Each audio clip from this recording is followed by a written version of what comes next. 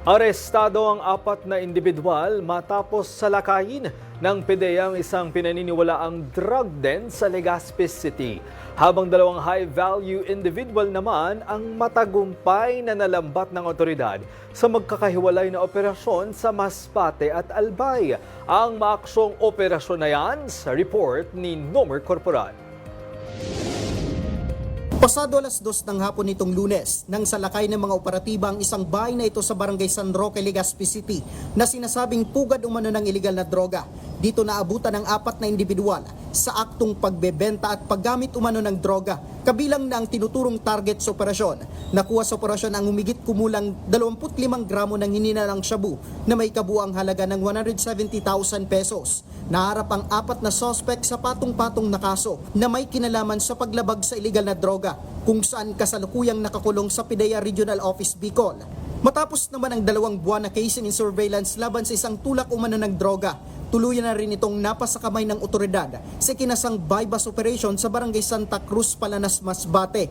Ayon sa Palanas PNP, 2 beses umanong nagpositibo ang kanilang test by sa suspect, rason upang ikasana nila ang operasyon. Kinilala rin ang suspect bilang high-value individual dahil sa malaki ang pagsusupply nito ng droga sa bayan ng Palanas, Dimasalang at iba pang kalapit na bayan. Nakuha sa kanya ang mahigit 400,000 pisong halaga ng shabu, gayon din ang ginamit na bypass money. So nagkapag-test by kami ng 2 beses prior to the bypass operation na ikinasa ng cruiser.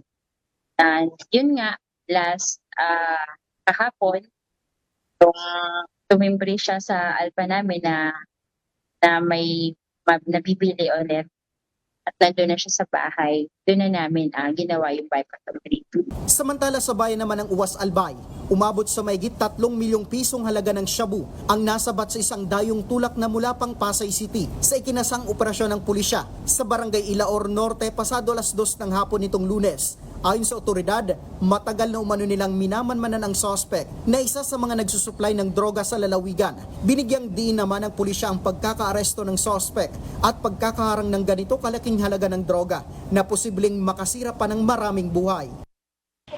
Consider natin yung ating subject, yung ating arrested person ng isang high-value individual. Ating arrested person sa custody ng OSLPH.